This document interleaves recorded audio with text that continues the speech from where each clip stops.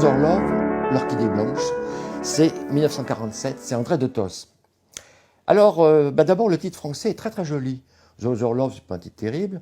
L'Orchidée blanche, c'est pas mal, et c'est un titre qui est très intriguant. Parce qu'en fait, on est en effet très intrigué par ce film. Cette pianiste virtuose qui est malade, on n'ose pas dire de quoi, c'est la tuberculose manifestement. Elle est malade, elle va se retrouver dans un sanatorium, et il y a ce médecin que joue David Niven. D'abord, c'est un très curieux couple. Barbara Stanwyck et David Niven, c'est pas un couple évident. Et qu'est-ce que c'est que ce médecin? Il est assez sympathique. Manifestement, il aime bien profiter de temps en temps de ses patientes, quitte à les abandonner après. Et ce qui n'est pas louche, ce médecin. Et le film va jouer avec beaucoup d'habileté là-dessus.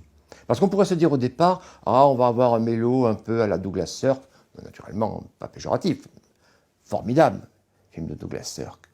Mais ce n'est pas tout à fait le cas. Il y a manifestement une inquiétude dès le début. Cette orchidée blanche qui semble paniquer Barbara Stanwyck, mais pourquoi? Alors arrive Richard Comte au volant de son bolide. Quel bonheur de voir Gilbert Roland toujours bien en croupier séducteur. Je ne vais pas dire qu'on est dans un faux film noir, parce que le propre des films noirs, c'est parfois d'avoir des fins heureuses, ce n'est pas le cas ici, mais d'avoir en tout cas une atmosphère.